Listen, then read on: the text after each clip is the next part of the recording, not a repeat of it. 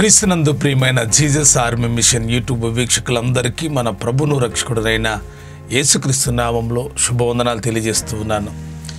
దేవుడు మిమ్మల్ని తన ఆత్మచేత బలపరిచి స్థిరపరిచి విశేషమైన జ్ఞానాన్ని అనుగ్రహించి ఈ యొక్క విశ్వాస యాత్రలో సియోను యాత్రలో మిమ్మల్ని ముందుకు నడిపించునుగాక. ఈ యొక్క బైబిల్ స్టడీకి మిమ్మల్ని ప్రేమతో ఆహ్వానిస్తూ ఉన్నాను. గడిచినటువంటి దినాల్లో మనం అద్భుతమైనటువంటి వాక్య ధ్యానాన్ని చేస్తూ పరిశుద్ధాత్మ సహాయం ద్వారా అనేక వాక్య భాగాలను విశ్లేషిస్తూ ముందుకు వెళ్తూ ఉన్నాం. ఈ దినం కూడా మనం ఒక 2 అధ్యాయాలు మనం నేర్చుకోబోతూ ఉన్నాం. ముందుగా నిన్నటి దినాన్ని జరిగినటువంటి వాక్య భాగంలో ఉన్న ఒక చిన్న వాక్య భాగాన్ని ధ్యానించి ముందుకు వెళ్దాం. నిన్నటి దినాన్ని అద్భుతమైనటువంటి విశ్లేషణ పరిశుద్ధాత్మ దేవుడు అనుగ్రహించాడు. ఒక భాగాన్ని మీకు చదివి వినిపిస్తాను. చూడండి, మత్తయి సువార్త 16వ అధ్యాయం 17వ వచనం. అందుకు యేసు, సీమోన్ బార్యోనా, నీవు ధన్యుడవు, పరలోకమందున్న నా తండ్రి ఈ సంగతి నీకు బయలుపరిచినే కానీ నరులు నీకు బయలుపరచలేదు. కొన్ని సంగతుల్ని మనుషులు తెలియజేస్తారు. అంటే అమెరికా ఎలా ఉందంటే కొంతమంది అక్కడికి వెళ్ళొచ్చిన వాళ్ళు చెప్తారు, యెరూషలేము ఎలా ఉందంటే అక్కడికి వెళ్ళొచ్చిన వాళ్ళు చెప్తారు, లేకపోతే మరొక ప్రాంతం గురించి అడిగినప్పుడు మనుషులు తెలియజేస్తారు. కానీ దేవుని సంగతులు తెలుసుకోవాలంటే అవి నేరుగా పరలోకం నుండి రావాల్సిందే. దేవుని యొక్క జ్ఞానం, దేవుని యొక్క తెలివి, దేవుని యొక్క ఆలోచనలు, దేవుని యొక్క మనసు మనం గుర్తెరగాలంటే భూ సంబంధమైన వాటి మీద మన మనసు ఉంచకూడదు. పర సంబంధంగా మన మనసు ఉంచితే మన యొక్క మనసు పరలోకానికి కనెక్ట్ అయితే పరలోకం నుండి వచ్చేటువంటి ఆశీర్వాదాలు వేరు. ఆత్మ సంబంధమైన ప్రతి ఆశీర్వాదాలు పరలోకం నుండి వచ్చేవే, అవి భూమి మీద దొరికేవి కావు.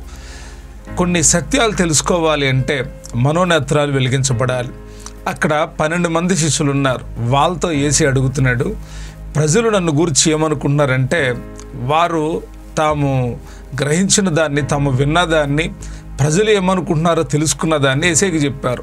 కొందరు ఇర్మియా, కొందరు మోషే, కొందరు ఏలియా ప్రవక్తలు ఒకడు అనుకుంటున్నారయ్యా అని అంటే యేసు అన్నాడు, మీరేమనుకుంటున్నారని యేసు అడిగితే వాళ్ళు అందరూ ముందుగా మాట్లాడలేదు, కానీ పేతురు ముందుగా మాట్లాడాడంట. ప్రభా, నీవు సజీవుడైన దేవుని కుమారుడవు అని మాట్లాడుతూ ఉన్నాడు.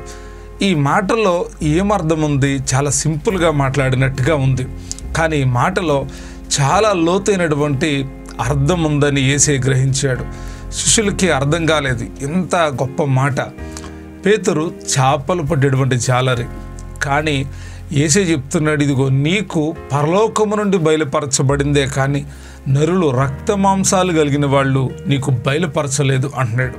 కాబట్టి గమనించాలి, మనం అనుదినం ప్రభా నీ పరలోకం నుండి ప్రకటన నాకు ఇవ్వునాయన అని మీరు అడగగలిగితే దేవుడు అద్భుతమైనటువంటి ప్రకటనలు మీకు అనుగ్రహిస్తాడు. కాబట్టి అనుదిన ప్రార్థనలో మా కనులు నీ ప్రత్యక్షతలను చూడాలయ్యా. పౌలు గారు అంటాడు, నాకు విశేషమైన ప్రత్యక్షతలు ఉన్నాయి అంటాడు. దేవుని ప్రత్యక్షత మానవులంగా మనకు దొరికితే ఎంత ధన్యులమో. అనుదినం ఆయన ప్రత్యక్షతను అనుభవించే వాళ్లకు సంతోషం, ఆనందం, ఆరోగ్యం కలుగుతుంది. కాబట్టి దేవుని ప్రత్యక్షతల కొరకు ప్రార్థించండి. పేతురుతో అంటున్నాడు, మరలా చెప్తున్నాను, పరలోకమందున్న నా తండ్రి నీకు బయలుపరిచాడు. కొన్ని విషయాలు దేవుడు బయలుపరచకపోతే మనకేం తెలియదు. ఈ వాక్య గ్రంథంలో ఉన్న సత్యాలు కూడా దేవుడు బయలుపరిచేవే. ఇవి సొంత ఆలోచనలతో చెప్పబడుతున్నవి కావు, సొంత ఉద్దేశాలు కావు. ఇవన్నీ కూడా పరలోకం నుండి ప్రభు అనుగ్రహిస్తున్న సంగతులని మీకు తెలియజేస్తూ ఉన్నాను. కాబట్టి శ్రద్ధగా వినండి, ఆశీర్వదించబడండి. మిమ్మల్ని, మీ కుటుంబాన్ని ప్రభు ఆశీర్వదించి దీవించునుగాక. మొట్టమొదటిగా ఈ దినాన్ని మనం 17వ అధ్యాయం నుండి మన ధ్యానాన్ని ప్రారంభిద్దాం. 17, 18 అధ్యాయాలు మనం నేర్చుకోపోతూ ఉన్నాం. వచ్చిన వెంబడి వచ్చినాన్ని చదువుతూ మీకు తెలియజేస్తాను, దయతో గమనించండి. 17వ అధ్యాయం. ఈ అధ్యాయంలో 27 చిన్న భాగాలు ఉన్నాయి. ఈ అధ్యాయము 4 భాగాలు. మొట్టమొదటి భాగం 1 నుండి 13 వరకు, రెండవ భాగం 14 నుండి 21 వరకు, మూడవ భాగం 22 నుండి 23 వరకు, నాలుగవ భాగం 24 నుంచి 27వ వచనం వరకు పన్ను చెల్లించుట. ఈ 4 భాగాల్లో కూడా చాలా అద్భుతమైన సంగతులు ఉన్నాయి. తప్పకుండా మరలా చెప్తున్నాను, మధ్యలో గ్యాప్ విడిచిపెట్టి మాకు తెలిసిలేని వెళ్ళకండి, మరలా వినండి. మీ ఆత్మకు ఎంత బలం కలుగుతుందంటే మీరు ఈ వాక్యం విని ప్రార్థించుకొని మీరు పడుకున్నప్పుడు పరలోక దర్శనాలు మీకు కలుగుతాయి. కానీ గుర్తుపెట్టుకోండి, ఇప్పుడు వాక్యంలో ఉన్నటువంటి ఒక్కొక్క వచనాన్ని భాగాలను మనం ఎంచుకున్నటువంటి 4 భాగాలను చదివి అర్థం చేసుకొని ధ్యానించి ముందుకు వెళ్దాం. మొదటి భాగం 1 నుండి 13 వచనాల వరకు. 6 దినములైన తర్వాత యేసు పేతురును యాకోబును అతని సహోదరుడైన యోహాను వెంటబెట్టుకొని ఎత్తైన ఒక కొండ మీదకి ఏకాంతముగా పోయి వారి ఎదుట రూపాంతరము పొందెను. ఆయన ముఖము సూర్యుని వలె ప్రకాశించెను, ఆయన వస్త్రములు వెలుగు వలె తెల్లనివాయెను. ఇదిగో మోషేయు ఏలియాయు వారికి కనబడి ఆయనతో మాట్లాడుచుండిరి. అప్పుడు పేతురు, ప్రభువా, మనం ఇక్కడ ఉండటం మంచిది. నీకిష్టమైతే ఇక్కడ నీకు 1, మోషేకు 1, ఏలియాకు 1 3 పర్ణశాలలు కట్టుదునని యేసుతో చెప్పాను.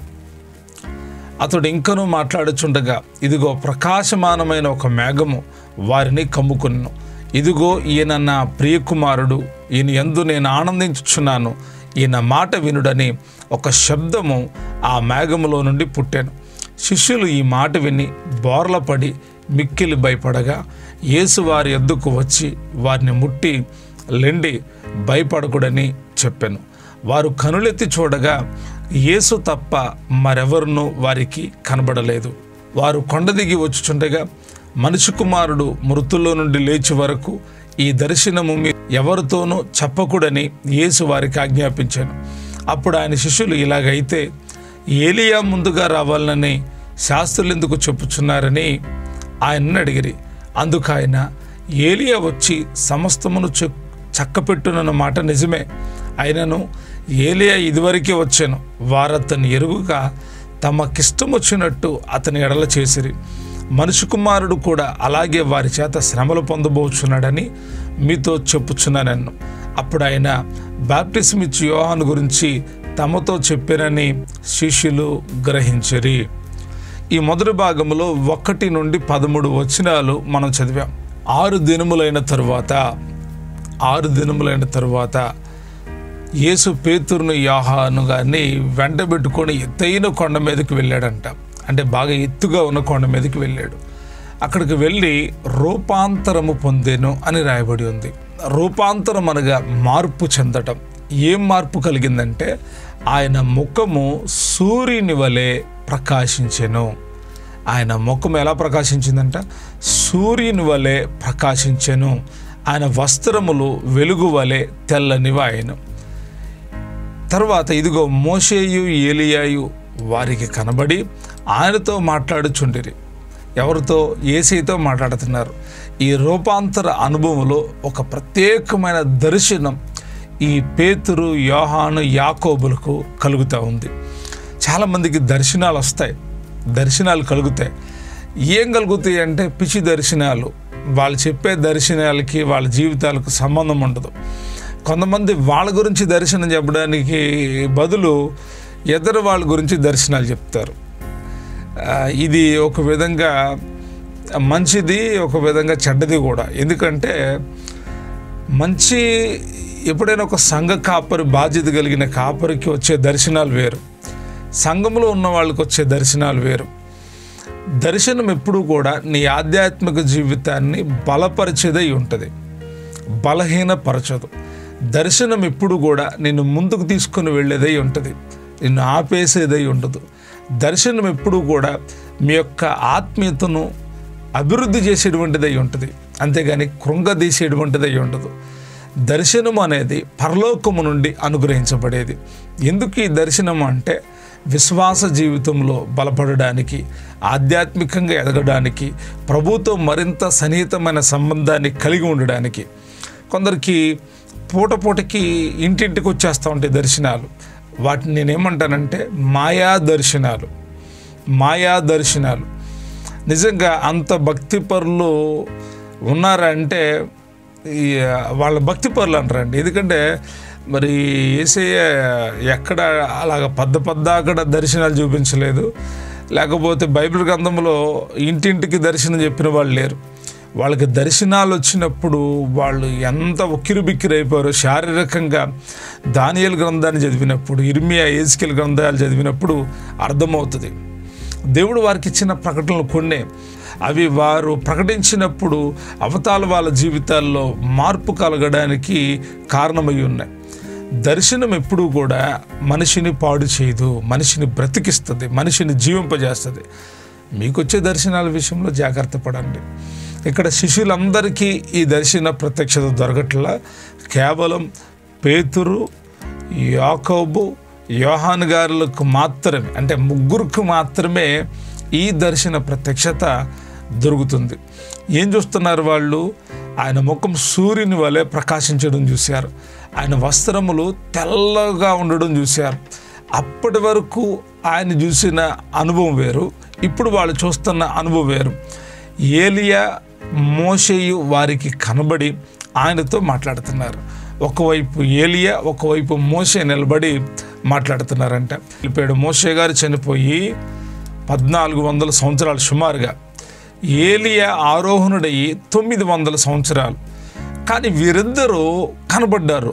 ఎవరు చూస్తున్నారు? వీళ్ళ ముగ్గురు చూస్తున్నారు. పేతురు, యాకోబు, యోహాను చూస్తున్నారు. కానీ ఇక్కడ సంభవాన్ని గమనించినప్పుడు పేతురు మాట్లాడుతూ ఉంటాడు. ఈ మత్తయి సువార్తలో మనం గమనిస్తే ప్రతి విషయంలో పేతురే.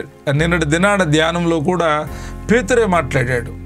పేతురే ఆ 15వ అధ్యాయంలో, తర్వాత 16వ అధ్యాయంలో కూడా పేతురే మాట్లాడతాడు.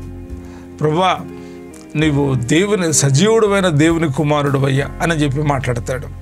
యేసయ్య ఎప్పుడైనా కొందరిని ఎన్నుకున్నాడు అంటే చాలా ప్రత్యేకత ఉంటుంది. వారిని మాత్రమే తీసుకుని వెళ్ళాడు. ఈ ప్రత్యేకత వారికి అవసరం. ఈ ప్రత్యక్షతను చూడగలిగిన శక్తి కలిగిన వాళ్ళు వీళ్ళు ముగ్గురు. ఇప్పుడే కాదు, ఆయన గెత్సెమనే తోటలోకి వెళ్ళి ప్రార్థించినప్పుడు కూడా వీళ్ళు ముగ్గురు ప్రత్యేకించబడిన వాళ్ళుగా కనపడతారు. మిగతా వాళ్ళు మరొక గుంపుగా కనపడతారు. ఈ ముగ్గురికి దొరికిన ఈ ప్రత్యక్షతలో పేతురు కొంచెం షార్ప్గా ఉంటున్నాడు, తొందరపడుతున్నాడు. దుడుకు అంటారు కొంతమంది. దుడుకు కాదు, ఆసక్తి, తెలుసుకోవాలి, ఈ సంగతులను గ్రహించాలి, వెంటనే రెస్పాండ్ అవ్వడం. నేను చాలా సంతోషిస్తాను పేతురు విషయంలో. కొంతమంది కొంచెం వ్యాఖ్యానం వేరుగా చేస్తారు. అతడు బలహీనుడండి, అలాంటి వాడండి. బలహీనతలు మనిషి అన్న తర్వాత బలహీనతలు లేకుండా ఉండవు. కానీ దేవుని విషయంలో పేతురు యొక్క ఆసక్తి, పేతురు యొక్క హృదయ తలంపులు వేరు. ఉన్నది ఉన్నట్టు మాట్లాడుతున్నాడండి. యేసయ్యతోనే మాట్లాడుతున్నాడు, ఉన్నది ఉన్నట్టు. సాతాను, నా వెనుకపో, నువ్వు మనుషుల సంగతిలో దళుతున్నావు అంటే ఎదురు తిరిగి, ఏం ప్రభా నన్ను ఎట్ట అంటున్నావు? నేను ఎంత భక్తి చేస్తున్నాను తెలుసా? నేను ఎంత బాగుంటాను తెలుసా? నీకెంత పరిచర్య చేస్తున్నాను తెలుసా? ఈ డైలాగులు వేయలే పేతురు. నోరు మూసుకొని ఆయన చెప్పింది నిజమని శిరసావహించి సరి చేసుకుని ముందుకొచ్చాడు. జీవితంలో ఇది ఉంటే చాలు, దీవెనలు కలుగుతాయి. దేవుని మాట శిరసావహించి ఆయన హెచ్చరించినప్పుడు, ఆయన గద్దించినప్పుడు లోబడేవాళ్ళు ధన్యులు. ఇప్పుడు పేతురు మాట్లాడుతున్నాడు. పేతురు, ప్రభువా, మనం ఎక్కడుండుట మంచిది, మనం ఎక్కడుండుట మంచిది. దేవుడికి సలహా చెప్తున్నాడు, యేసయ్యకి సలహా చెప్తున్నాడు. నీకు ఇష్టమైతే ఇక్కడ నీకు ఒకటి, మోషేకు ఒకటి, ఏలియాకు ఒకటి, 3 పర్ణశాలలు కట్టుదునని చెప్పాను. కడతాము అని చెప్పట్లా, 3 పర్ణశాలలు కట్టుదుననేసేది చెప్తున్నాడు. ఎందుకు పేతురు గారు ఇలా చెప్తున్నాడు? నేను కడతానయ్యా. చాలామందికి కట్టడాలంటే చాలా ఇష్టం, కట్టడం అంటే చాలా ఇష్టం. అక్కడ ఆ ప్రత్యక్షత చూశాడు పేతురు, యాకోబు చూశాడు, యోహాను చూశాడు. వెంటనే యేసయ్యతో, ఆ దర్శనం ఇంకా పూర్తి కాలేదు, వెంటనే యేసయ్యతో అంటున్నాడు, అయ్యా నీకొకటి, మోషేకొకటి, ఏలియాకొకటి, 3 పర్ణశాలలు. ఎక్కడ? ఎత్తయిన కొండ మీద. ఎందుకు పేతురు యొక్క ఆలోచన ఇక్కడ మనం గమనిస్తే, ఆయనకి కలిగిన ఆ రూపాంతరపు ఆ అనుభవాన్ని అలాగే చూడాలి అనుకుంటున్నాడు పేతురు. పేతురు ఇక్కడ తప్పుగా వేరే విధంగా యూదా ఇస్కరియోతులాగా ధనాపేక్షతో కలిగిన వాడే మాట్లాడుతలా, కట్టడం గురించి మాట్లాడుతున్నాడు. 3 పర్ణశాలలు కడతాను, 3 పర్ణశాలలు కడతాను. మరి యేసయ్య ఏమనాలి? కట్టయ్యా, పేతురు కట్టు అని చెప్పాలా? ఆయన ఆ మాట చెప్పలేదు, ఏమి చెప్పలేదు. ఏం జరిగింది అంటే అతడు ఇంకనూ మాట్లాడుచుండగా, అంటే ఇంకేమైనా చెప్తా ఉన్నాడు, అవన్నీ రాయబడలా. ఇదిగో ప్రకాశమానమైన ఒక మేఘము వారిని కమ్ముకొను. ఒక మేఘము వారిని కమ్ముకొని, ఎవరిని? పేతుర్ని, యాకోబుని, యోహాన్ని, ఈ ముగ్గురిని ఒక ప్రకాశమానమైన మేఘం కమ్ముకుంది. అప్పుడు ఒక శబ్దం వినబడుతుంది. ఏ శబ్దం అంటే, ఇదిగో ఈయన నా ప్రియకుమారుడు, ఈయన యందు నేను ఆనందించుచున్నాను, ఈయన మాట వినుడని ఒక శబ్దము ఆకాశములో నుండి పుట్టెను. ఈ శబ్దము మనం గమనించినప్పుడు మత్తయి సువార్త 3వ అధ్యాయంలో యేసుక్రీస్తు ప్రభువారి బాప్తిసం పొంది వచ్చిన తర్వాత పరిశుద్ధాత్మ పావురం వల్లే ఆయన మీదకు దిగి వచ్చినప్పుడు, ఈయనే నా ప్రియుని కుమారుడు, ఈయన యందు నేను ఆనందించుచున్నాను అనే ఒక శబ్దము ఆ యొక్క మత్తయి సువార్త 3వ అధ్యాయం 17వ వచనంలో రాయబడి ఉంటుంది. ఇక్కడైతే ఇదిగో ఈయనే నా ప్రియ కుమారుడు, ఈయన యందు నేను ఆనందించుచున్నాను, ఈ రెండు మాటలు అక్కడ ఉంటాయి. ఇక్కడున్న మాట, ఈయన మాట వినుడు అనే ఒక శబ్దము ఆ మేఘములో నుండి పుట్టాను. ఎవరి మాట వినాలి? మనం ఎవరి మాట వినాలంటే యేసయ్య మాట మాత్రమే వినాలి, ఆయన మాటే వినాలి. కొన్నిసార్లు తొందరపడిపోయి మన ఇష్టం చేస్తాం, మన ఇష్టం చేసి ఆశీర్వాదాలు పోగొట్టుకుంటాం. దేవుని చిత్తాన్ని చేస్తే దీవించబడతాం. దేవుని చిత్తంలో ఉంటే, ఆయన చిత్తానుసారంగా నడుచుకుంటే మనకు ఆశీర్వాదం కలుగుతుంది. ఆ దర్శనంలో ఏం కలుగుతుందంటే, ఒక మేఘం వారిని కమ్ముకుంది, ఒక శబ్దం వారికి వినబడుతుంది, ఇదిగో ఈయన నా ప్రియకుమారుడు, ఈయన యందు నేను ఆనందిస్తున్నాను. కాబట్టి ఈయన మాట వినుడని ఒక శబ్దము మేఘములో నుండి పుట్టాను. మేఘములో నుండి వచ్చిందంట ఆ శబ్దం. ఈ మేఘానికి ప్రభు ఆజ్ఞాపిస్తే ఆయన మాటను మేఘం తీసుకొని వచ్చి వీరికి వినిపించింది. శిష్యులు ఈ మాట విని బోర్లపడి మిక్కిలి భయపడగా. ఎందుకు భయం కలిగిందండి? ఈ మాటలు భయపెట్టేటువంటి మాటల, ఇదిగో ఈయన నా ప్రియకుమారుడు, ఈయన యందు నేను ఆనందించుచున్నాను, ఈయన మాట వినుడి అనే ఆ మాట భయం పెట్టేదా?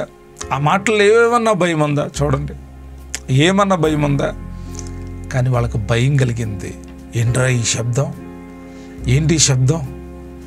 ఈ మాట విని బోర్లపడి మిక్కిలి భయపడగా. బోర్లపడ్డం అంటే బహుశా వాళ్ళు నుంచున్నారు. బోర్ల పడడం అంతే కదా. నుంచున్నప్పుడు ఎదరగబడిపోవడం.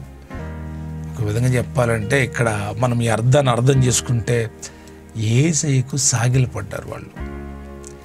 యేసయ్యకు ఆ దర్శనం చూసిన తర్వాత వాళ్ళు, పేతురు అనుకున్నాడు, పరశాల శిష్యులు మిగతా వాళ్ళిద్దరని చెప్పాలి, మాట్లాడొద్దని చెప్పాలి కదా, మాకు సైలెంట్గా ఉండని చెప్పాలి కదా. వాళ్ళు ఏకీభవించారు పరశాల కడతానికి. ఈ మాట ఆ శిష్యులు విని బోర్ల పడ్డారు, అనగా సాగిలపడ్డారు, మిక్కిలి భయపడిపోయారు. అమ్మో, నోరు జారిపోయామేమో, యేసయ్యకి ఏదైనా విరోధంగా చేసేమేమో. దేవుని భయం మనిషిలో దైవికమైన భక్తిని కలిగిస్తుంది. మీకు అర్థమవుతుందా? దేవుని కొరకైన భయం మనలో దైవికమైన భక్తిని కలుగజేస్తుంది.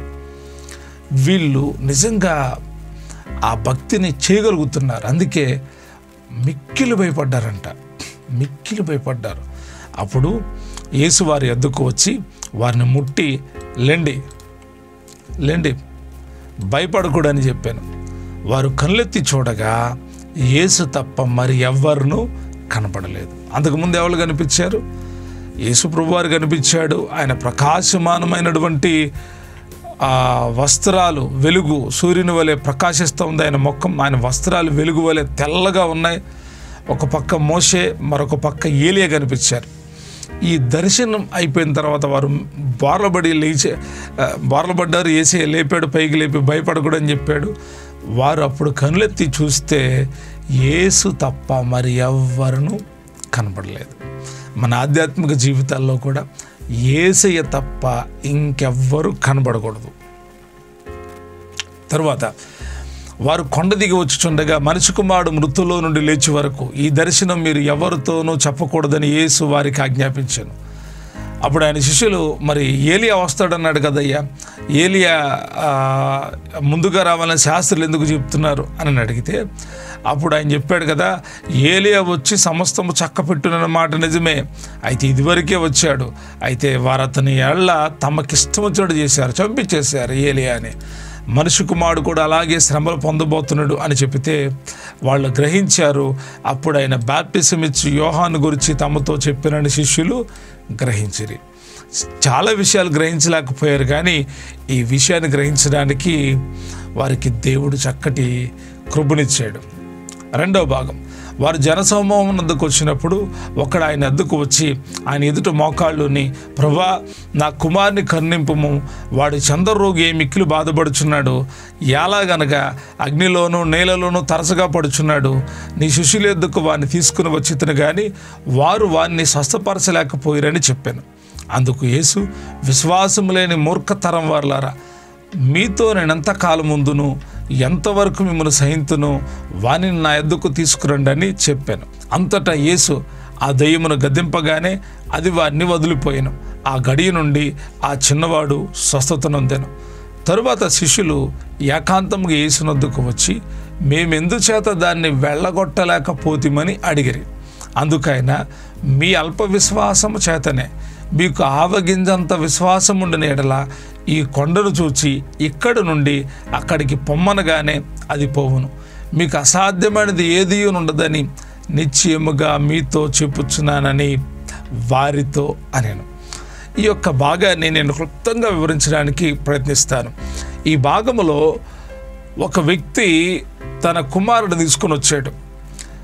జనసమూహం వద్దకు వచ్చినప్పుడు ఒక వ్యక్తి యేసే దగ్గరికి తన కుమారుడు తీసుకొని వచ్చి మోకాళ్ళుని, ప్రభా, నా కుమారుణ్ణి కరుణించు, వాడు చంద్రరోగి మిక్కిలి బాధపడుచున్నాడు. ఈ చంద్ర రోగం అనే మాట మనము ఈ సువార్తల్లో చాలాసార్లు చదువుతాం. చంద్ర రోగము అంటే మూర్ఛ రోగం. మూర్ఛ రావడం అంటే అప్పుడప్పుడు పడిపోయినప్పుడు కొంతమంది చేతుల్లో తాళాలు పెడతారు, నురుగు వస్తుంది వాళ్ళు పడిపోయినప్పుడు. మూర్ఛ రోగం అన్నమాట. రోగాలు బాగా గుర్తుపెట్టుకోండి. రోగాలు రెండు రకాలు. ఒకటి, ఈ లోకములో మనం తిండి తినడం వల్ల కానీ, తర్వాత జన్యుపరమైన లోపాలు కానీ రోగాలు వస్తాయి. తరువాత రెండవదిగా దెయ్యాలు కలిగించే రోగాలు. ఇంకా రకాలు ఉన్నాయి, అవన్నీ నేను చెప్పట్లా, ఈ సందర్భాన్ని బట్టి క్లుప్తంగా మీకు అర్థం కావడానికి చెప్తున్నాను. రెండవది, దెయ్యాలు రోగాలను కలిగిస్తాయి. ఈ విషయాన్ని గుర్తుపెట్టుకోండి. ఇతరుకున్న రోగం ఏంటి అంటే మూర్ఛ రోగమే, కానీ ఎక్కడ పడుతున్నాడంట, ఎలాగైనా అగ్నిలోనూ నీళ్లలోనూ తరచుగా పడుతున్నాడు. అక్కడ అగ్ని ఉంటే అక్కడికి వెళ్ళిపోయి అక్కడ పడుతున్నాడు, నీళ్ళు ఎక్కడుంటే అక్కడికి వెళ్ళి పడిపోతున్నాడు. నీ శిష్యుల యొద్దకు తీసుకొచ్చి తిమి కానీ వారు వారిని స్వస్థపరచలేకపోయారని చెప్పాను. ఆ రోజుల్లో యేసుప్రభు వారు శిష్యులకి అధికారాన్ని ఇచ్చి పంపించి, మీరు వెళ్ళండి, బాగు చేయండి అని చెప్తే వాళ్ళు వెళ్తున్నారు, బాగు చేస్తున్నారు. కానీ ఈ మూర్ఛ రోగం గల వాడి విషయంలో స్వస్థత జరగలేదంట. చాలాసార్లు యేసయ్య శిష్యుల విషయంలో పదే మాట్లాడిన మాట, యేసు, విశ్వాసము లేని మూర్ఖతరం వారులారా. ఎవరినన్నాడు ఈ మాట? ఈ తీసుకొచ్చిన అతను కాదు, ఈయన శిష్యుల్ని, 12 మంది శిష్యులు అన్నాడు. విశ్వాసము లేని మూర్ఖతరం వారులారా, మీతో నేను ఎంతకాలం ఉందో, ఎంతవరకు మిమ్మల్ని సహిస్తాను. ఈ 2 ప్రశ్నలు గుర్తుపెట్టుకోండి. నా యొద్దకు తీసుకురండి అంటున్నాడు. ఆయన చాలాసార్లు తన పిల్లలు విశ్వాసం కలిగి ఉండాలని చూస్తూ ఉన్నాడు, కానీ విశ్వాసం లేని మూర్ఖతరం అయిపోతున్నారంట. మూర్ఖతరం, మూర్ఖులు అంటే ఇంకెవళ్ళ మాట వినరు కదా. వాళ్ళ కళ్ళకి 3 కాళ్ళు అయితే 3 కాళ్ళే, మూర్ఖులాళ్ళేక మారరు. మూర్ఖులు మారరండి. ఒకవేళ మారితే వాళ్ళ జీవితాలు అద్భుతం అవుతాయి. యేసు హెచ్చరిస్తున్నాడు, మూర్ఖతనం, నేను ఎంతకాలం మీతో ఉంటే ఎంతవరకు మిమ్మల్ని సహించాలి, మీరు ఎంతవరకు సహించాలి అంటే, వీళ్ళు కనుక ఆ కార్యం చేసుంటే మహిమ యేసయ్యకు వచ్చేది. వీళ్ళు చేయలేకపోయారు, అందుకే వాళ్ళని అలా హెచ్చరిస్తున్నాడు యేసయ్య. తీసుకురండి అని చెప్పి ఆ దెయ్యమును గద్దింపగానే, ఏ దెయ్యం నీళ్ళల్లో అగ్నిలో పడేస్తున్న దెయ్యాన్ని గద్దింపగానే అది వారిని వదిలిపోయింది. ఆ గడియలోనే ఆ చిన్నవాడు స్వస్థత పడ్డాడు. దెయ్యం పోతే రోగం పోయిద్దంట. కొన్ని రోగాలకు దెయ్యాలే కారణాలు. మీరు నమ్మినా నమ్మకపోయినా ఇది వాస్తవం. నా జీవితంలో ఎన్నో అనుభవాలు నేను చూశాను. నా జీవితంలో ఎన్నో అనుభవాలు, దెయ్యాల ద్వారా వచ్చిన రోగాలు చాలామంది బాగొట్టుకున్నారు. నేడు కూడా చాలామంది అర్థం కాదు, డబ్బులన్నీ అయిపోతాయి. డాక్టర్ గారి దగ్గరికి వెళ్తే వాళ్ళు చెప్తున్న మాట ఏంటంటే, ఏమీ లేదండి, ఈ ట్యాబ్లెట్లు వాడుకోండి, ఏమీ లేదు, ఈ ట్యాబ్లెట్లు వాడుకోండి. అన్ని టెస్ట్లు చూస్తూ ఉంటే అన్నీ నార్మల్గానే ఉంటున్నాయి, అన్నీ పాజిటివ్గానే కనపడుతున్నాయి. నెగిటివ్ అక్కడ వాళ్ళ జబ్బుకి సంబంధించిన నెగిటివ్ ఎవిడెన్స్ ఏది కనపడతల్లా. మరి ఎందుకని వీళ్ళకి పరిస్థితులు? దెయ్యాలే, గుర్తుపట్టండి, వాటి నుంచి విడుదల పొందండి. యేసయ్య ఈరోజు చెప్తున్న మాట ఈ వాక్య భాగం ద్వారా, ఈ రోగాలు దెయ్యాల ద్వారా కలిగే వాటి నుండి యేసయ్య ఒక్కడు విడిపించేవాడు. ఇక జన్యుపరంగా వచ్చే డాక్టర్లు మెడిసిన్తో అవి పోతాయి, పోకపోవచ్చు, దానికి కూడా గ్యారంటీ లేదు. కానీ యేసయ్య ఆ రోగాన్ని కూడా స్వస్థపరుతాడు. స్వస్థత ఇవ్వడంలో ఆయన నెంబర్ 1 పరమ వైద్యుడు. ఈ స్వస్థత జరిగిన తర్వాత శిష్యులు ఏకాంతంగా వచ్చి అని అడుగుతున్నారంట, మేమెందుకు దెయ్యాన్ని వెళ్ళగొట్టలేకపోతుంది? వాళ్ళని తిట్టినప్పుడు అందరి ముందలే తిట్టాడు ఆయన. అప్పుడు వాళ్ళు రివర్స్ అయ్యి, ఏం ప్రభా మేమెందుకు వెళ్ళగొట్టలేకపోయామని అడగల. ఇది జరిగిన తర్వాత అంటున్నారు, మేమెందుకు దాన్ని వెళ్ళగొట్టలేకపోతుంది అంటే, అందుకు ఆయన ఒక మాట చెప్పాడు, మీ అల్ప విశ్వాసము చేతనే. విశ్వాసం ఎప్పుడైతే సన్నగిలుతుందో అద్భుతాలు చేయలేం, దేవుని ప్రత్యక్షతలు దొరకవు, చాలా కార్యాలు ఆగిపోతాయి. కాబట్టి విశ్వాసములో బలపడండి. ఎంత విశ్వాసం ఉండాలంటున్నాడంటే, ఆ దెయ్యం వెళ్ళిపోవడానికి మీకు ఆవగింజంత విశ్వాసం ఉంటే చాలు. ఆ దెయ్యం వెళ్ళిపోవడం ఏంటి? కొండను చూసి, ఇది ఈ కొండ కనపడుతుంది కదా, ఈ కొండను చూసి ఇక్కడి నుండి అక్కడికి పో అంటే అది వెళ్ళిపోయిద్దంట. దీంతో విశ్వాసంతో, అంత విశ్వాసంతో నింపబడాలి అని యేసయ్య అంటాడు. మళ్ళా ఒక వాగ్దానం వాళ్ళకి, మీకు అసాధ్యమైనది ఏది ఉండదని మీతో చెప్పుచున్నానని వారితో అని. వీళ్ళ అపోస్తులు, యేసుప్రభు వారి శిష్యులు వీళ్ళకి ఇస్తున్న వాగ్దానం, మీకు అసాధ్యమైనది ఏది ఉండదు. యేసయ్య నమ్మారా? మీకు సమస్తం సాధ్యమే. ఎప్పుడు అంటే మీ విశ్వాసం పెరగాలి. ఎంత పెరగాలి? అయ్యా మా విశ్వాసం కొండంత అవ్వాలా? కాదు. ఆయన అన్నాడు, ఆవగింజ. ఎంత ఉంటుందండి ఆవగింజ? ఇంత ఉంటుంది ఆవగింజ. కింద గొబాల జారిపడితే ఎదుక్కోవాలి, అంత చిన్నగా ఉంటుంది. అంత విశ్వాసం ఉంటే చాలంట. అంత విశ్వాసం ఉండదని తెలిసి ఆయనకి. అంత విశ్వాసం లేదు, అల్ప విశ్వాసం. అంటే ఆవగింజ కంటే తక్కువ విశ్వాసం వీళ్ళ దగ్గర ఉంది. అందుకే అద్భుతం చేయలే. విశ్వాసం ఉంచండి, దేవుడు మీ పక్షాన్ని కూడా కార్యాలు చేస్తాడు. విశ్వాసం ఎప్పుడు అభివృద్ధి చెందుద్ది తెలుసా మీకు? వినుట వలన విశ్వాసం కలుగుతుంది. మీరు ఎక్కువగా వాక్యంతో దేవునితో సహవాసం చేస్తే మీ విశ్వాసం పెరుగుతుంది. మీరు లోకంతో, సైతాన్ బిడ్డలతో సహవాసం చేశారనుకో, మీ విశ్వాసం అల్ప విశ్వాసం అయిపోయింది. వీళ్ళు యేసయ్యతో ఉన్నా కూడా మరి అల్ప విశ్వాసం ఎందుకు వచ్చింది? ఆగి ఆలోచించండి. యేసయ్యతో ఉన్నా కూడా అల్ప విశ్వాసం ఎందుకు వచ్చిందంటే, కొంతమందిని చూసినప్పుడు అలా కనిపిస్తుంది. ఇవి మొదటి అనుభవాలు. కొన్ని సందర్భాలు అలాగే ఉంటాయి, ఇవి జరగవేమో అనిపిస్తుంది. అదే అవిశ్వాసం. ఆ మాటే చాలండి. విశ్వాసం యొక్క పవర్ ఎలాగుంటుందంటే, ఒక గ్లాసులో నిమ్మనీళ్ళు కలుపుకొనో లేకపోతే పాలలో బూస్ట్ కలుపుకొని తాగితే వచ్చే బలం లాంటిది కాదు విశ్వాసం. మన నోటి మాటల్లోనే ప్రభు పెట్టాడు. ఇది జరగదేమో అని అనిపించింది, దానికి జరగదు. చేస్తాడు దేవుడు, ఇది చేస్తాడు అంటే తప్పకుండా జరుగుతుంది, జరిగిస్తాడు ఆయన. మన విశ్వాసమే. గడిచిన నిన్నటి అధ్యాయంలో కానానుసుడు అడుగుతుంది కదా, అయ్యా కుక్క పిల్లలు కూడా తమ యజమాడు బల మీద నుండి పడి రొట్టెలు తింటే కదా అంటే యేసయ్య అంటాడు, అమ్మ నీ విశ్వాసం గొప్పది. మన విశ్వాసం బలమైనదైతే అద్భుతాలు చేస్తాం, బలమైన కార్యాలు దేవుడి కొరకు చేస్తాం. కాబట్టి మీ విశ్వాసాన్ని దేవుడు వృద్ధిపరచును కాక. తర్వాత 3వ భాగం, వారు గలిలయ సంచరించుచుండగా యేసు మనుష్య కుమారుడు మనుషుల చేతికి అప్పగింపబడబోచున్నాడు, వారు ఆయన్ని చంపుదురు, 3వ దినమున ఆయన లేచునని వారితో చెప్పగా వారు బహు దుఃఖపడిరి. ఈ మాట యేసయ్య అంతకు మునుపు అధ్యాయంలో కూడా చెప్పాడు. మీరు గుర్తుపెట్టుకోండి. మనం ఈ మత్తయి సువార్త అధ్యాయం ముగింపు భాగంలో ఒక వీడియో చేయబోతున్నాం. ఆ వీడియోలో చాలా ఇంపార్టెంట్ అయినటువంటి విషయాలు, ప్రవచనాలు మీకు గుర్తు చేయబోతున్నాను. దానిలో ఇది కూడా ఒక భాగం. మనిషి కుమారుడు మనుషుల చేతికి అప్పగింపబడబోచున్నాడు నేసి చెప్తున్నాడు. వారు ఆయన్ని చంపుదురు, 3వ దినమున ఆయన లేచునని ఆయన వారితో చెప్పగా వాళ్ళు బహుదుఃఖపడ్డారంట. తరువాత 4, వారు కపెర్నహూమునకు వచ్చినప్పుడు అరశకేలు అను పన్నులు వసూలు చేయవారు పేతురు వద్దకు వచ్చి, మీ బోధకుడు ఈ అరశకేలు చెల్లింపడా అని ఆయన అడుగగా, చెల్లించునన్ను. అతడు ఇంటిలోనికి వచ్చి మాట్లాడక మునిపే యేసు ఆ సంగతి ఎత్తి, సిమోన, నీకేమి తోచుచున్నది?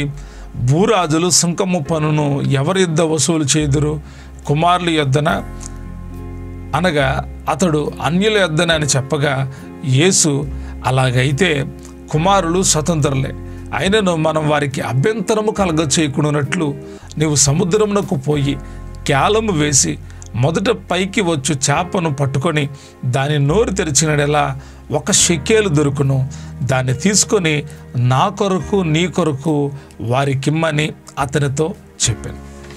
ఇక్కడ పన్నులు వసూలు చేసే వాళ్ళు వచ్చారు. ఎందుకు వచ్చారంటే వీళ్ళు యేసుని పరీక్షించడానికి వచ్చారు. పరీక్షించడానికి వచ్చారు అనుకోవచ్చు, శోధించడానికి వచ్చారు అనుకోవచ్చు.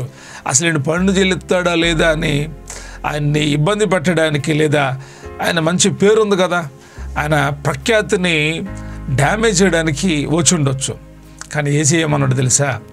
నువ్వు పేతురు, నువ్వు వెళ్ళి సముద్రంలోకి వెళ్ళి గ్యాలవై, చేప వస్తుంది, పట్టుకో, షెకేలు దొరుకుతుంది, దాన్ని తీసుకొని నా కొరకు నీ కొరకు పన్ను కట్టేసి. ఎందుకంటే యేసు అంటాడు, దేవుందే, మనుషునికి ఇవ్వాల్సిందే. పన్ను చెల్లించాలి, అది రూల్. ఆ రూల్ని యేసయ్య క్రాస్ చేయట్లా, ఆ రూల్ని యేసయ్య కుట్టేయట్లా, పన్ను చెల్లించిపోతారని అంటా ఉన్నాడు. ఈ 4వ అధ్యాయంలో ఇప్పటి వరకు అద్భుతమైనటువంటి 4 భాగాలు. ఒకటి, రూపాంతరం చెందిన యేసయ్య. 2వదిగా మూర్ఛరోగం కలిగిన వాడు స్వస్థత పొందటం. 3వది యేసుక్రీస్తు ప్రభువారు తన మరణాన్ని గురించి తెలియజేయడం. 4వది పన్నులు చెల్లించాల్సి వచ్చినప్పుడు యేసయ్య నీ కొరకు నా కొరకు పన్ను చెల్లించమని చెప్పడం.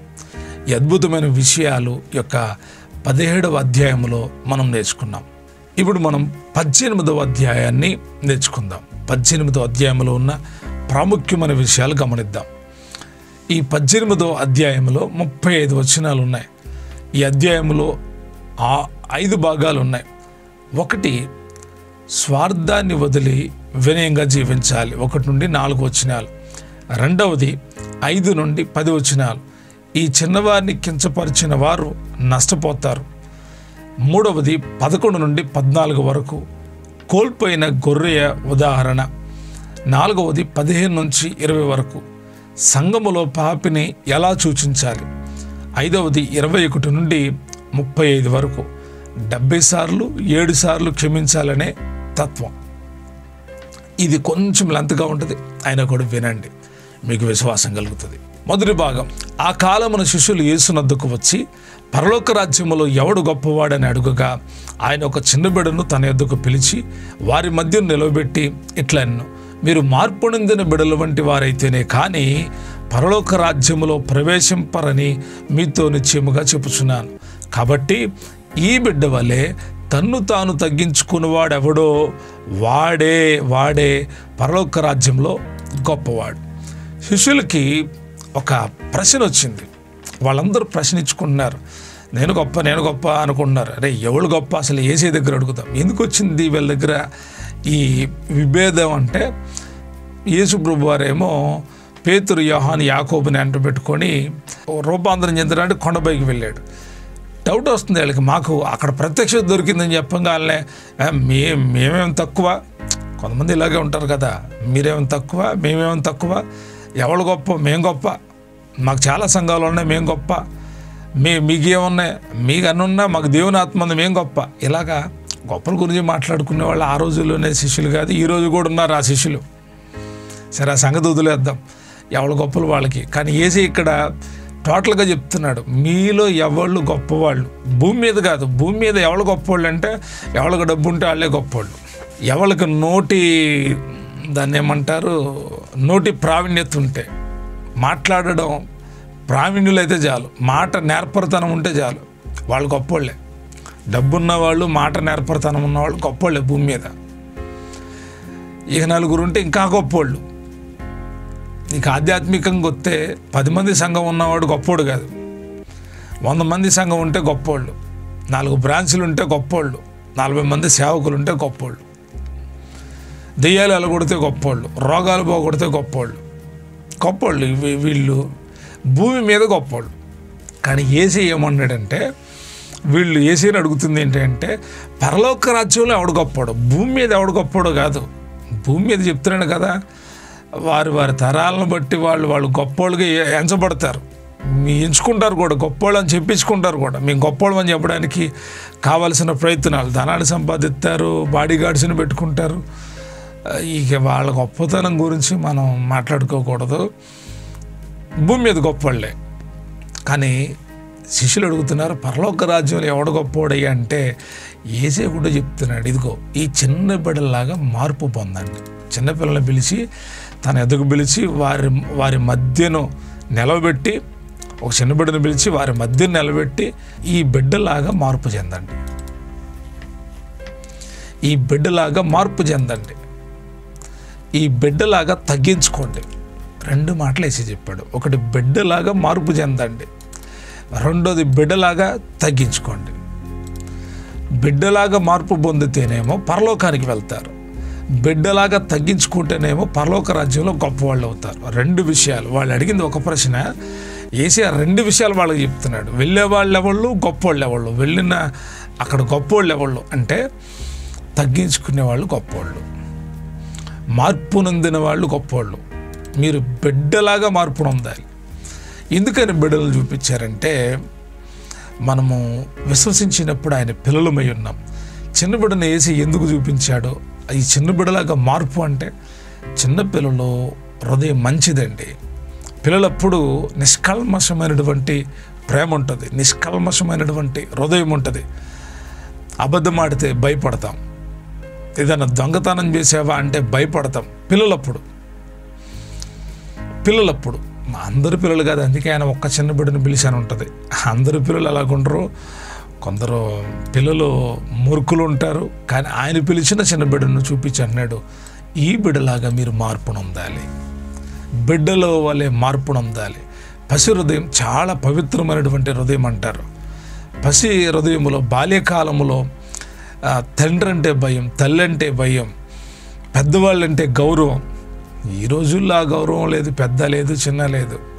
రాయ్ నువ్వు ఆగు, మీ నాన్నతో చెప్తాను, చెప్పుకో.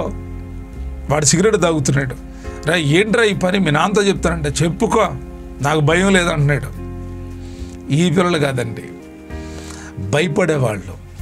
భయపడేవాళ్ళు చాలామంది పిల్లలు భయపడతారు. ఇదని తప్పు చేస్తున్నప్పుడు ఎవరన్నా చూస్తున్నారేమో అని భయపడతారు. ఎవరన్నా చూశారనుకో వాళ్ళు భయపడిపోతారు. అంకుల్ చెప్పొద్దని భయపడతారు.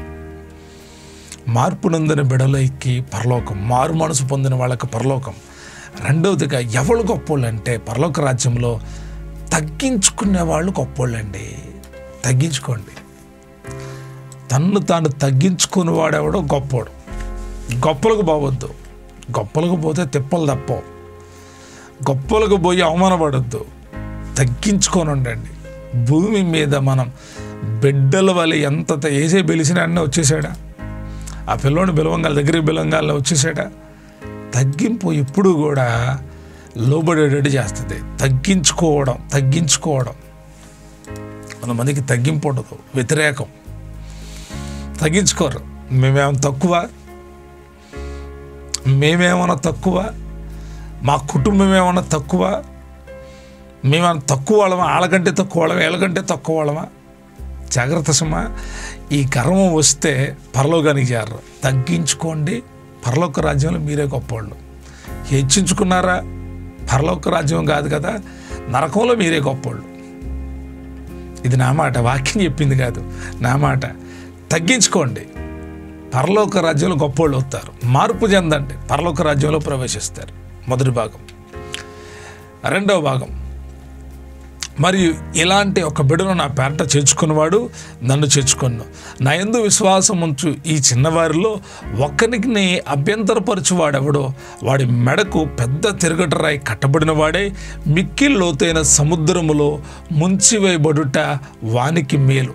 అభ్యంతరముల వలన లోకమునకు శ్రమ, అభ్యంతరములు రాక తప్పవు, కానీ ఎవరి వలన అభ్యంతరం వచ్చునో ఆ మనుషునికి శ్రమ. కాగా నీ చెయ్యను నీ పాదమైన్ను నిన్ను అభ్యంతరపరిచిన ఎడల దాన్ని నరికి నీ యొద్ద నుండి పారవేయము. 2 చేతులను 2 పాదములు కలిగి నిత్యాగ్నిలో పడవేయబడుట కంటే కుంటివాడగునో అంగహీనుడుగానో జీవములో ప్రవేశించుట నీకు మేలు. నీ కన్ను నిన్ను అభ్యంతరపరిచిన ఎడల దాన్ని పెరికి నీ యొద్ద నుండి పారవేయము. 2 కన్నులు కలిగి అగ్ని గల నరకములో పడవేయబడుట కంటే ఒక కన్ను కలిగి జీవములో ప్రవేశించుట నీకు మేలు. ఈ చిన్నవారిలో ఒక్కరినైనా తృణీకరింపకుండా చూచుకొనుడి. వీరి దూతలు పరలోకమందున్న నా తండ్రి ముఖమును ఎల్లప్పుడూ పరలోకమందు చూచుచుందురని మీతో చెప్పుచున్నాను. ఈ భాగంలో చాలా అద్భుతమైనటువంటి సంగతి యేసే వాళ్ళకు బోధిస్తున్నాడు. ఆ బిడని అక్కడ ఈ బిడలాగా తగ్గించుకోండి అని చెప్పిన యేసే ఆ బిడను చూపించి మరలా శిష్యులకు ఉపదేశం చేస్తున్నాడు. ఇలాంటి ఒక బిడ్డను చేర్చుకునేవాడు నన్ను చేర్చుకుంటాడు. నా యందు విశ్వాసం ఉంచు ఈ చిన్నవారిలో ఒక్కరిని అభ్యంతరపరచువాడెవడో. ఏ చిన్నవాడు అంటే ఈ చిన్నవాడు ఆయన యందు విశ్వాసం ఉంచిన వారిలో చిన్నవాడు. ఆ చిన్నవాడిని ఎవళ్ళైతే అభ్యంతరపరుస్తారో వాళ్ళని ఏం చేయడం మేలంట, వాడి మెడకు పెద్ద తిరగటరాయి గట్టి మామూలు కాదు, మిక్కిలి లోతైన సముద్రంలో ముంచివేయబడ్డం మేలు. పెద్ద తిరగటరాయి గట్టి సముద్రంలో ముంచేస్తే మిక్కిలి లోతు అంట, మామూలు సముద్రం కాదు, మళ్ళీ అలలు కొట్టుకొస్తాడేమో. మిక్కిలి లోతైన సముద్రంలో పడవేయడం మేలంట. ఎందుకని? అభ్యంతరాలు కలుగ చేయటం దేవుడికి ఇష్టం లేదు. చాలామంది దేవుని యందు విశ్వాసం ఉంచిన దేవుని సేవకులకు ఎన్నో అభ్యంతరాలు లేవా? ఈరోజు దైవజనులకి చాలా అభ్యంతరాలు ఉన్నాయి. చాలామంది అభ్యంతరకరంగా మారుతున్నారు దైవజనులకి. దేవుని యందు విశ్వాసం ఉంచి విశ్వాసంతో జరిగిస్తున్న సేవా పరిచర్యకు ఎంతోమంది అభ్యంతరంగా ఉంటున్నారు. యేసు అంటున్నాడు, అభ్యంతరముల వల్ల లోకమునకు శ్రమ. అభ్యంతరాల వల్ల లోకానికి శ్రమ. ఈ అభ్యంతరాల వల్ల పరలోకానికి చాలామంది చేరట్లేదు. లోకానికి శ్రమ అంట. అభ్యంతరములు రాక తప్పవు, అభ్యంతరాలు వస్తాయి. కానీ అంటాడు యేసయ్య, ఎవరి వలన అభ్యంతరములు వచ్చునో ఆ మనుషునికి శ్రమ అంట. ఇప్పుడు వ్యక్తిగతంగా చెప్తున్నాడు, నీ చెయ్యి నీ పాదము నిన్ను అభ్యంతరపరిస్తే, నీ చెయ్యి నీ పాదం దేనికోసం అభ్యంతరం? దేవుని ఇవ్వకుండా, దేవుడితో నడవకుండా నీ పాదం నేను అభ్యంతరపరుస్తుంది, వెనుకడిగేస్తుందేమో, నీ చెయ్యి వెనుక తీస్తున్నావేమో, అభ్యంతరం కలుగు చేస్తుంది, ఆటంకం కలుగు చేస్తుంది. దేవుని పని చేయకుండా నీ చెయ్యి నిన్ను ఆటంకపరుచుతుందేమో, నీ పాదాలు నిన్ను ఆటంకపడుతున్నాయేమో. 2 పాదములు కలిగి నిత్యాగ్నిలో పడబేయబడుట కంటే కుంటివాడుగానో అంగహీనుడుగానో జీవంలో ప్రవేశించటం మేలు. ఏది అభ్యంతరపరుస్తుందో దాన్ని తీసేయమంటున్నాడు యేసయ్య. నరికి నీ యొద్ద నుండి పారవేయము అంటే చెయ్యి అభ్యంతరపడుతుందిగా చెయ్యి నరికేయమని కాదు, ఆ చెయ్యికి అడ్డుగా వచ్చిన కార్యాలన్నీ తీసివేసే. ఇంకా ఆ చెయ్యి పని చేయకూడదు, ఆ చెయ్యి అభ్యంతరంగా ఉండకూడదు. ఒకవేళ అభ్యంతరంగా ఉంటే నిత్యాగ్నిలో, ఇది నరకం. నిత్య జీవం మేలుకరమైంది, అగ్నిగుండం మంచిది కాదు. ఇంకా అంటాడు, నీ కన్ను నిన్ను అభ్యంతరపరిస్తే దాన్ని యొద్ద నుండి పెరికే. 2 కన్నులు ఉండడం కంటే 1 కన్ను ఉండడం మేలు అని చెప్పేసి అంటాడు, ఈ చిన్న వారిలో ఒక్కరిని తృణీకరించకుండా చూసుకోండి. ఈ చిన్నవారిలో ఒక్కరిని తృణీకరించకండి, విశ్వాసం ఉంచిన వారిని తృణీకరించకండి. ఎందుకంటే ఎల్లప్పుడూ పరలోకమందు వీరి దూతలు నా తండ్రి ముఖాన్ని చూస్తూ ఉన్నారని మీతో చెప్తున్నానని యేసే చెప్తున్నాడు. అభ్యంతరాలు రాకమానో మనం అభ్యంతరమునకు కారణంగా ఉండకూడదు. దేవుని సంఘానికి కానీ, దేవుని కుటుంబానికి కానీ, దేవుని సేవకుడికి కానీ అభ్యంతరంగా ఉండకూడదు. రెండవది, నీవుగా నీ లోపల నీ శరీరంలో ఉన్న చెయ్యి కానీ, కాలు కానీ, కన్ను కానీ అభ్యంతరం కలుగు చేస్తాయి. కళ్ళు అభ్యంతరపరుస్తాయి, కాళ్ళు అభ్యంతరపరుస్తాయి, చేతులు అభ్యంతరపరుస్తాయి. కళ్ళు దేవుని ప్రత్యక్ష చూడకుండా అభ్యంతరపరుస్తుంది. కాళ్ళు ఆయన దగ్గరికి నడవనీయకుండా అభ్యంతరపరుస్తాయి. చెయ్యి దేవునికి ఇవ్వనీయకుండా అభ్యంతరపరుస్తాయి. వాటిని తీసేసి జీవితాన్ని మార్చుకొని ముందుకెళ్తే పరలోక రాజ్యం చేరతారు. మూడో భాగం, మీకేమి తోచును? ఒక మనిషినికి 100 గొర్రెలు ఉండగా వాటిలో ఒకటి తప్పిపోయిన ఎడల 99 కొండల మీద విడిచి వెళ్ళి తప్పిపోయిన దాన్ని వెదకడా? వాడు దాన్ని కనుగొని ఎడల 99 గొర్రెల గురించి సంతోషించినంతటి కంటే దాన్ని గురించి ఎక్కువగా సంతోషించునని మీతో నిశ్చయముగా చెప్పుచున్నాను. అలాగుననే ఈ చిన్నవారిలో ఒక్కడైనను నశించుట పరలోకమందున్న మీ తండ్రి చిత్తము కాదు. చిన్నవాడిని చూపించే మార్పు చెందండి అన్నాడు. చిన్నవాడిని చూపించే తగ్గించుకోండి అన్నాడు. చిన్నవాడిని చూపించే తృణీకరించొద్దు, అభ్యంతరంగా ఉండొద్దు. ఈ చిన్నవాళ్లే కదా అని చిన్నవాళ్ళకి అభ్యంతరంగా ఉండొద్దు అని చెప్పాడు.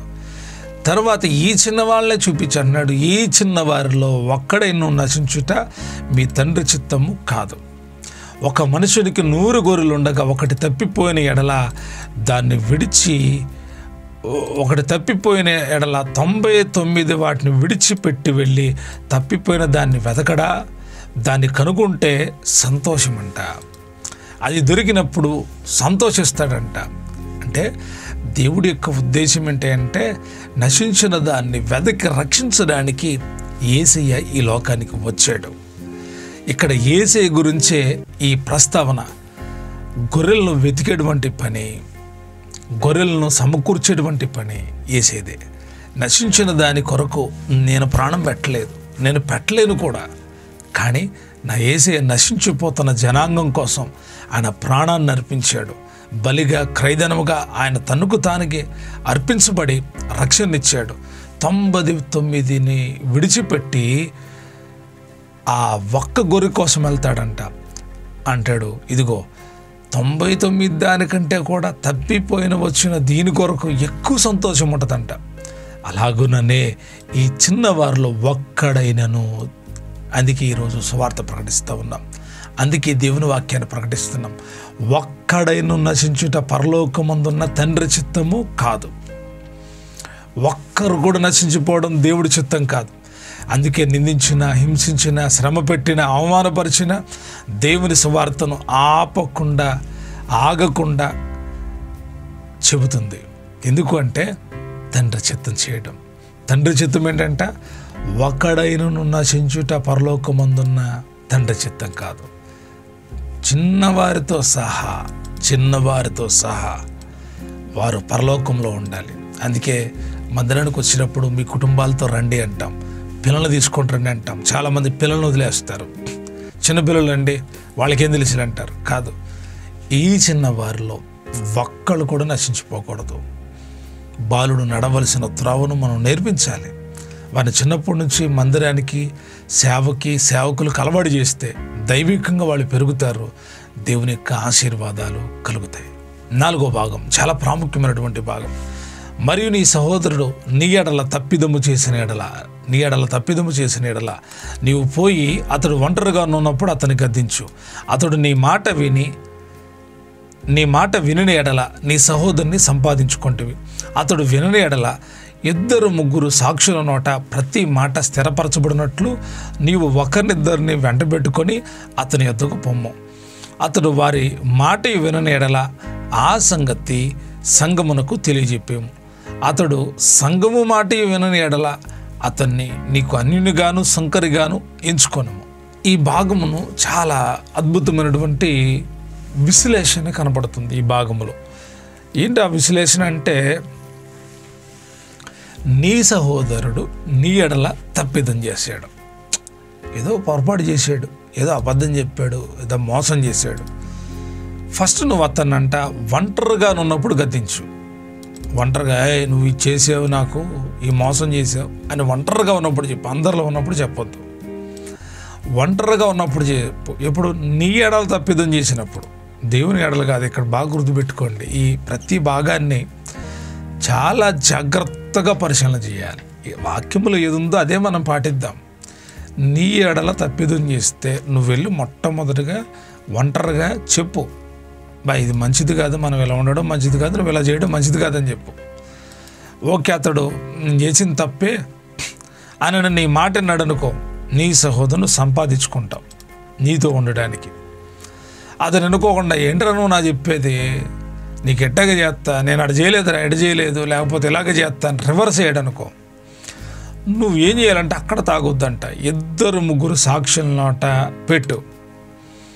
అయ్యా మరి ఇదిగో ఇటు చేశాడు, ఫస్ట్ ఇలాగ చెప్పాడు, తర్వాత ఇలాగ చెప్తున్నాడు, ఇదిగో ఇటు చేశాడయ్యా అని 2-3 సాక్షులు ఎదుటి పెట్టు.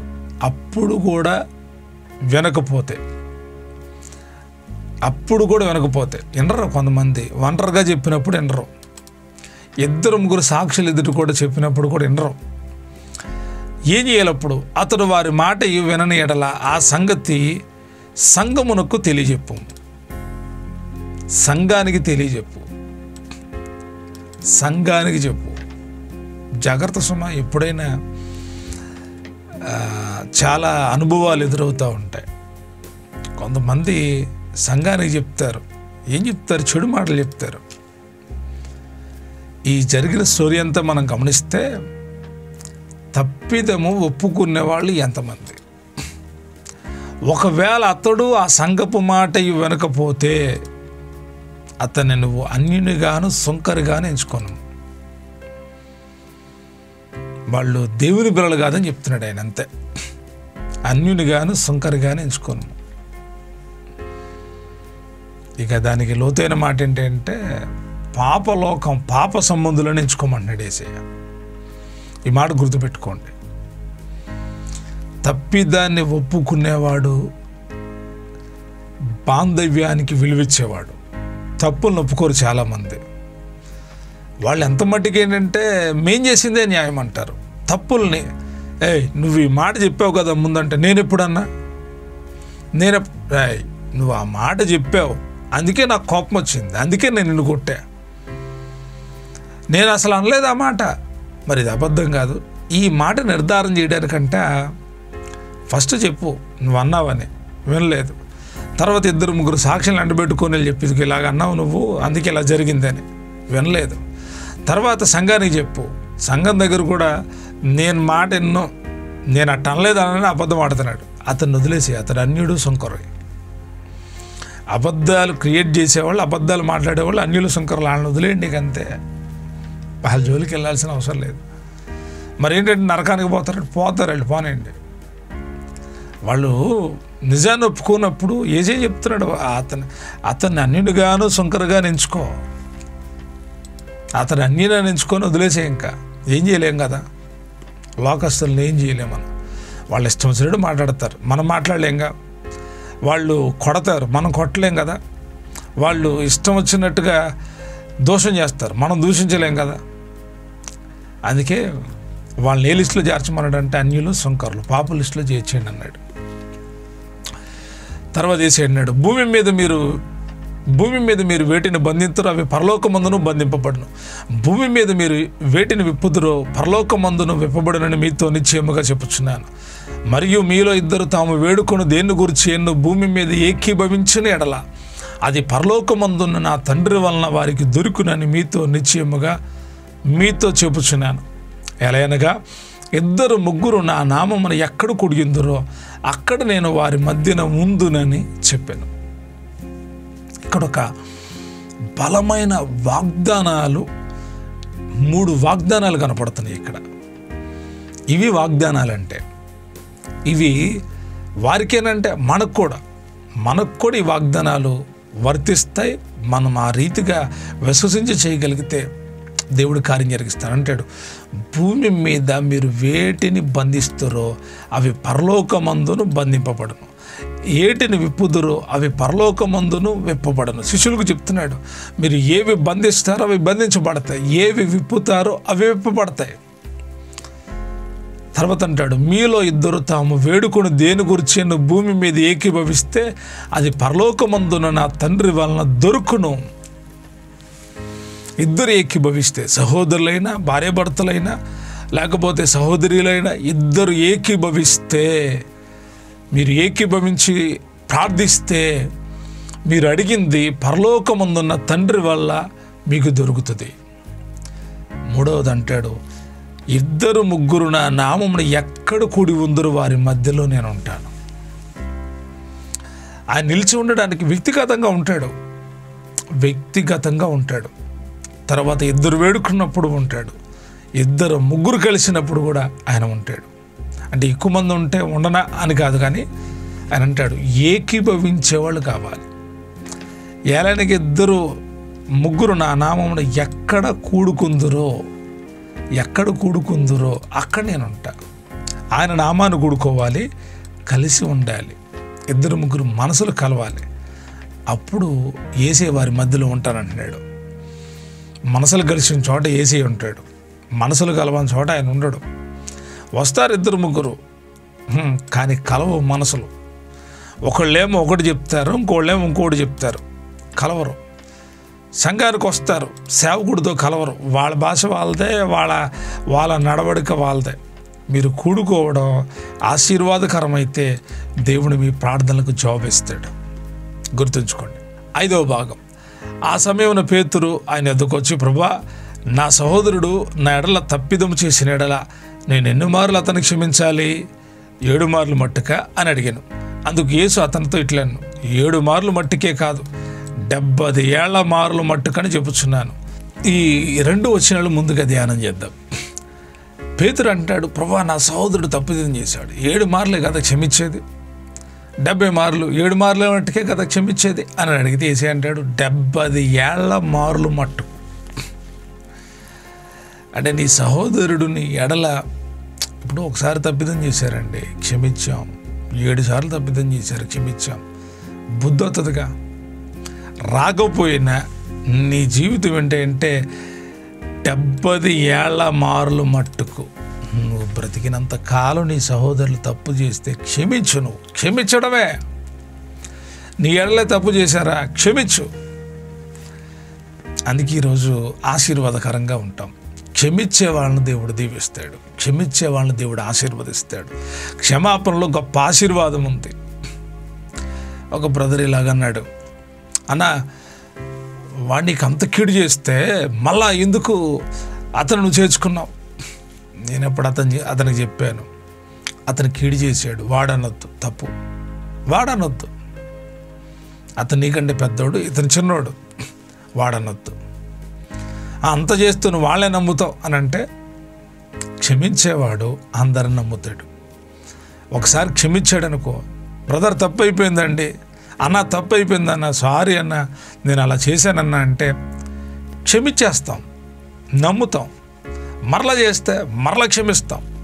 ఎన్నిసార్లు చేస్తారు బ్రదర్ మీరు అలాగా అంటే, నా జీవితకాలం చేయాల్సిందే, తప్పదు, క్షమించాల్సిందే. కొందరు క్షమాపణ అడిగినప్పుడు నాకు అర్థమవుతుంది, ఎందుకన్నా వాళ్ళు క్షమించారంటే నాకు అర్థమవుతుంది.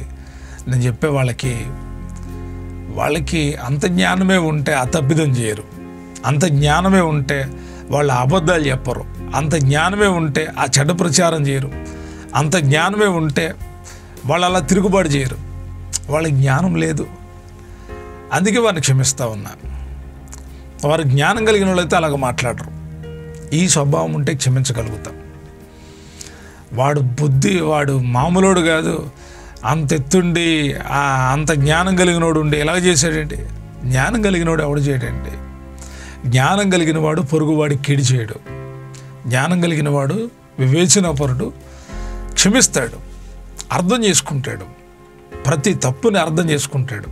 నా ఎడల ఎందుకు ఈ తప్పిదం చేశాడు, ఎందుకు ఈ తప్పుడు మాటలు మాట్లాడాడు, ఎందుకు ఇంత కీడు చేశాడు. కొన్ని విషయాలు మనం అర్థం చేసుకుంటే అర్థమవుతాయి. అపార్థం చేసుకుంటే అపార్థం అవుతాయి. అన్నా మీరు ఊరికి అందరు నమ్మేస్తారు. తప్పదు కదా, నమ్మాలి. దొంగను కూడా నమ్మాడు యేసయ్య. అమ్ముతాడని తెలిసిన యేసయ్య ఏదో ఇస్కరియోతు నమ్మలేదా? అప్పగించేవాడని తెలిసి నమ్మలేదా? నమ్మాడు ఆయన. చాలాసార్లు నమ్మి మోసపోతాం, నమ్మి ఇబ్బందులు పాలవుతాం, నమ్మి అవమానపరచబడతాం. మనం ఎవరు నమ్ముతాం వాళ్ళే మనల్ని అవమానపరుస్తారు. మనం ఎవరు నమ్ముతాం వాళ్ళే మన గోతులు తీస్తారు. మనం ఎవరు నమ్ముతాం వాళ్ళ ద్వారానే మన ఆధ్యాత్మిక జీవితాలు పతనమైపోతాయి. పాడు చేసేయడానికి కూడుకుంటారు అంతే. అయితే ఒక విషయం ఏంటంటే, మీకు ఎవరు కీడు చేసినా మీరు క్షమించండి. మీరు తప్పులో ఉండి అవతలోడు యథార్థంగా ఉండి నేను క్షమించానని ఒక మాట, మీరు తప్పైతే ముందర వెళ్ళి మీరే క్షమాపణ అడగండి, తప్పులేదు.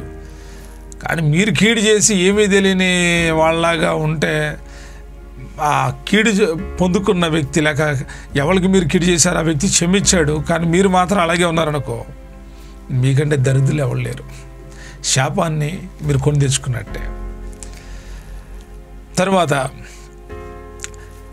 23వ వచనం, కావున పరలోక రాజ్యము తన దాసుల లెక్క చూచుకొనగోరిన ఒక రాజును పోలి ఉన్నది. అతడు లెక్క చూచుకొని మొదలుపెట్టినప్పుడు అతనికి 10,000 తలంతులు అచ్చి ఉన్న ఒకడు అతని యొద్దకు తేబడెను. అప్పు తీర్చుటకు వాని యొద్ద ఏమీ లేనందున వాని యజమానుడు వాని భార్యను, వాని పిల్లలను, వాని కలిగినది యావత్తును అమ్మి అప్పు తీర్చవలనని ఆజ్ఞాపించాను. కాబట్టి ఆ దాసుడు అతని ఎదుట సాగిలపడి, నా ఎడల ఓర్చుకొనుము, నీకు అంతయు చెల్లించేదనని చెప్పగా ఆ దాసుని యజమానుడు కనికరపడి వారిని విడిచిపెట్టి వాని అప్పును క్షమించాను. ఇక్కడ వరకు బాగా అర్థం చేసుకోండి. పరలోక రాజ్యం అంట లెక్క చూచుకొని గోరుచున్న ఒక రాజును పోలి ఉందంట. ఇప్పుడు ఈ రాజుగారు లెక్క చూడడం మొదలుపెట్టాడంట. అయితే ఒక దాసుడు ఉన్నాడంట. ఆ దాసుడు రాజుగారికి 10,000 తలంతులు అప్పు ఇవ్వాలి. 10,000 తలంతులు అప్పు కలిగి ఉన్నాడు, అప్పు తీర్చాలి.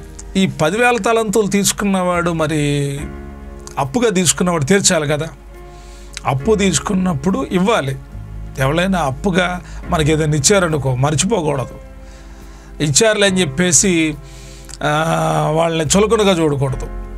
కొంతమంది ముందులో అప్పు తీసుకుంటారు. అప్పు తీసుకున్న తర్వాత అడుగుతున్నాం అనుకోండి, అడుగుతుంటే ఏమంటారో తెలుసా, ఎత్తాములే. ఫస్ట్ ఏమో అయ్యయ్యయ్యా బాధగా ఉందయ్యా, కష్టంగా ఉందయ్యా, ఇబ్బందుల్లో ఉంది, నేను తప్పకుండా ఇదిగో పలానా రోజుకి మళ్ళా తెచ్చిచ్చేస్తాను, కొంచెం సహాయం చేయ అంటారు. ఇచ్చిన తర్వాత ఏమంటారు, లేవు రేపెత్తా. కొందరు అలాగే ఎవ్వరూ ఏడిపిస్తారండి భయంకరంగా. అది మంచి పద్ధతి కాదు. సరే, ఏది ఏమైనా ఇక్కడ అప్పు తీర్చడానికి వాని యొద్ద ఏమీ లేనందున యజమానుడు వచ్చి అంటున్నాడు, వానితో చెప్తున్నాడు, ఇదిగో నీ భార్యని, పిల్లల్ని, నీ కలిగింది మొత్తం అమ్మేసిన అప్పు తీర్చే అంటున్నాడు. ఎందుకంటే అప్పు చాలా పెద్దది. ఎంత? 10,000 తలంతుల అప్పు. 10,000 తలంతుల అప్పు. ఆ దాసుడు ఏం చేశాడంట, యజమానుడికి సాగిలపడి మొక్కి, అయ్యా నా ఎడలో ఓర్చుకో, నీకంతా చెల్లిస్తా, ఎలాగో అలా చెల్లిస్తాను అని చెప్తే ఆ దాసుని యజమానుడు ఇతని మీద కనికరపడ్డాడు. యజమానుడు ఇతని మీద కనికరపడి, సరే నీ అప్పు క్షమించేసి పో అని అన్నాడు. ఇతను అప్పు ఏం చేయబడింది?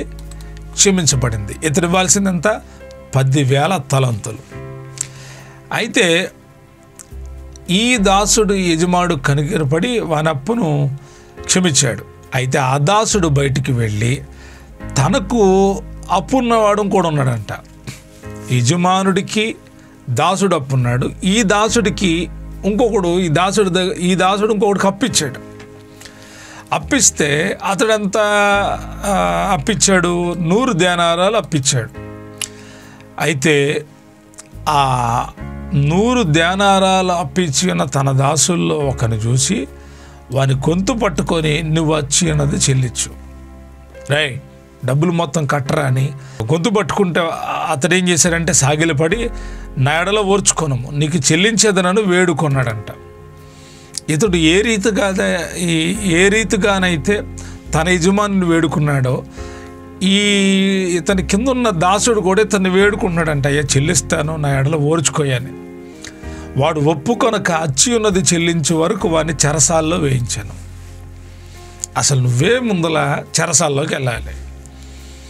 నువ్వు చేసిందే పెద్ద అప్పు, అది తీర్చనంటే తీర్చలేకపోతాను అయ్యా కొంచెం ఓర్చుకోమంటే యజమానుడు క్షమించాడు. నీదే ఎక్కువ అమౌంట్, నువ్వే హైయెస్ట్గా ఉన్నావు, ఇతడంతా జస్ట్ అంతా 100 దేనారాలు. కానీ ఇతడేం చేయట్లా, ఇతన్ని క్షమించట్లేదంట. అప్పు చెల్లించే వరకు వాని చెరసాల్లో వేయించాడంట. కాగా వాని తోడిదాసులు జరిగిన చూసి మిక్కిలు దుఃఖపడి వచ్చి జరిగినదంతయు తమ యజమానుకు వివరంగా తెలిపిరి.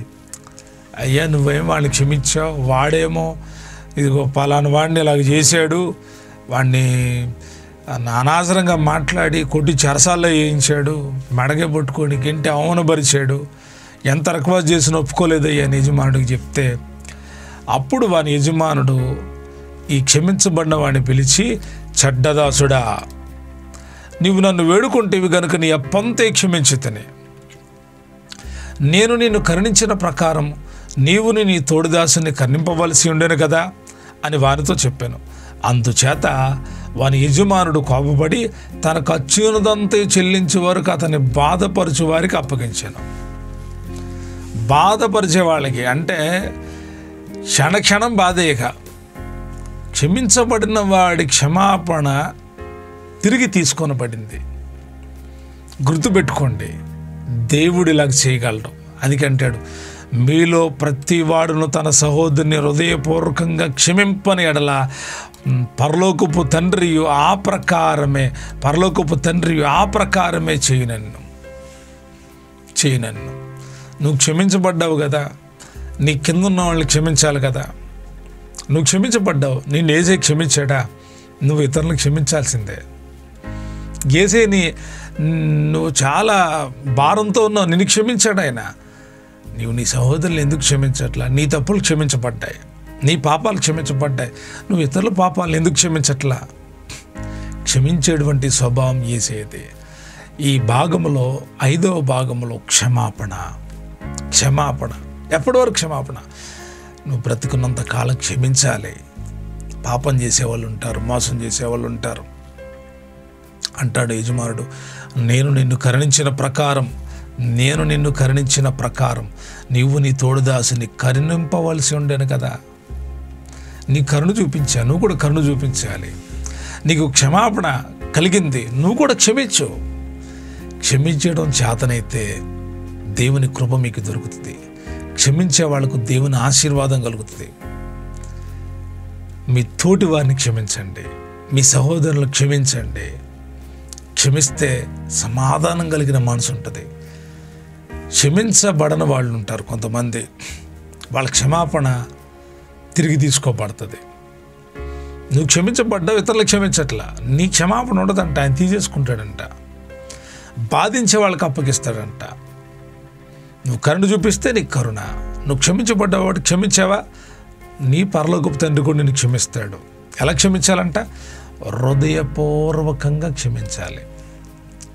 హృదయపూర్వకంగా క్షమిస్తేనే చేర్చుకోగలుగుతాం. ఈ క్షమాపణ గుణం యేసే ద్వారా మనకు కలిగింది. ఆయన సిలువలో అంటాడు, తండ్రి వీరేమి చేయుచున్నారో వీరెరుగురు కనుక వీరిని క్షమించమని. ఏం చేస్తున్నారు వాళ్ళు? కేకలేశారు, ఆయన మరణాన్ని చూడాలనుకున్నారు, ఆయన అపహాస్యం చేశారు, గుద్దారు, రకరకాలుగా ముళ్ళ కిరీటం పెట్టి కొట్టారు, హింస చేశారు. అయినా కూడా వాళ్ళందరూ చూసి ఆయన వస్త్రపు చెంగులు, ఆయన వస్త్రాలు చించుకొని ముక్కలు వేసుకొని హేళనగా మాట్లాడుకుంటున్నారు. అయినా కూడా యేసే అన్నాడు, తండ్రి వీరేం చేస్తున్నారు, వీరికి తెలియదు, వీరిని క్షమించు. దేవుని యొద్ద నుండి క్షమాపణ మనకు దొరికితే, మనం ఇతరులు క్షమించితే, మనకు ఈ లోకంలో మనశ్శాంతిని కలిగించేది ఇంకోటి ఉండదు. క్షమించే వాళ్ళ మనసు పరిపూర్ణతగా ఉంటుంది. క్షమించామా వదిలేస్తాం, క్షమించామా వదిలేద్దాం. క్షమించాము అంటే ఒప్పుకున్నట్టే. క్షమించాము అంటే మనం ఎవరిని క్షమించామో, మన కీడు చేసిన వాళ్ళని ఎవరిని క్షమించామో వాళ్ళని బట్టి మనం దేవుని దృష్టిలో మంచివాళ్ళం అవుతాం. ఒకవేళ ఆయన మనల్ని క్షమించాడు కదా, మనం క్షమించుకున్న వాళ్ళ మీద మనం రియాక్ట్ అవుదాం అనుకుంటే మనం ముందుకెళ్ళాం. మన ఆధ్యాత్మిక జీవితం అక్కడితో ఆగిపోయింది. బాధలు, శ్రమలు మనకు కలుగుతాయి. ఈ భాగంలో అద్భుతమైనటువంటి విషయాలు, ఈ 5వ భాగంలో అద్భుతమైనటువంటి విషయాలు మనం నేర్చుకున్నాం. స్వార్థాన్ని వదిలేసి స్వార్థాన్ని చిన్న బిడ్డలాగా మార్పు చెందండి, తగ్గించుకోండి, పరలోకంలో గొప్పవాళ్ళు అవుతారు. చిన్న బిడ్డల్ని అభ్యంతరపరచకండి, నష్టపోతారు. మీ కన్ను అభ్యంతరపరిచినా, కాలు అభ్యంతరపరిచినా తీసేసుకోండి. పోగొట్టుకడ దాన్ని వెదికేవాడు యేసయ్య. నీ సోదరుడు నీ ఎళ్ళ తప్పిదం చేస్తే ఒంటరిగా చెప్పు, 2-3 చేత చెప్పు, సంఘంలో చెప్పు. మార్పు చెందాడా సరే, మారకపోతే విడిచిపెట్టే, అతని అన్యునిగాను సుంకరగానే ఎంచుకో. 4వదిగా నీ లైఫ్ లాంగ్ క్షమిస్తానే ఉండు. నువ్వు క్షమించబడ్డావు కాబట్టి ఇతరులకు క్షమించు. నీ అప్పులు క్షమించబడ్డాయా, నీ సహోదరుడి అప్పులు కూడా క్షమించు. నువ్వు క్షమించబడ్డావా, నీ సహోదరుడిని కూడా క్షమించు. క్షమాపణ గుణం కలిగి ఉండాలి. అదే యేసయ్య కోరుకుంటున్నాడు. ప్రియ దేవుని బిడ్డలారా, ఇప్పుడు వరకు మనం 17వ అధ్యాయం, 18వ అధ్యాయం, 2 అధ్యాయాలు మనం నేర్చుకున్నాం. ఈ అధ్యాయాల ద్వారా మీ ఆధ్యాత్మిక జీవితాలు బలపడునుగాక, మీ హృదయాలు స్థిరపరచబడునుగాక. వాక్య ధ్యానములో లోతైన సత్యాలు ఉంటాయి. అవి నేర్చుకుంటే మీ లోపల విశ్వాసం కలుగుతుంది. మీరు దేవునికి ఇష్టలకు పిల్లలవుతారు. దేవునిలో మీరు నిలబడగలుగుతారు. దేవుని రాజ్య స్థాపనలో, దేవుని యొక్క సేవలో మీరు మంచి సహకారులు అవుతారు.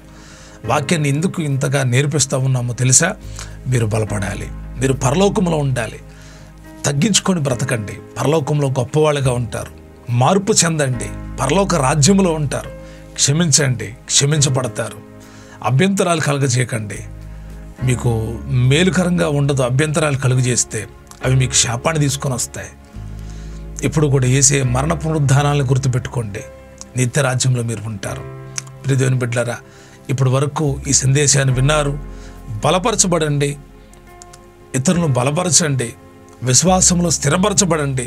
ఇతరులను విశ్వాసంలో స్థిరపరచడానికే ప్రయాసపడండి. దేవుని రాజ్యవ్యాప్తిలో మీరందరూ మంచి సహకారులుగా ఉండాలని కోరుకుంటూ ఉన్నాను. దేవుడి కృప మీ అందరికీ దయచేయను గాక. మనందరి ఎడల దేవుని కృప విస్తరించును గాక. Thank you. God bless you.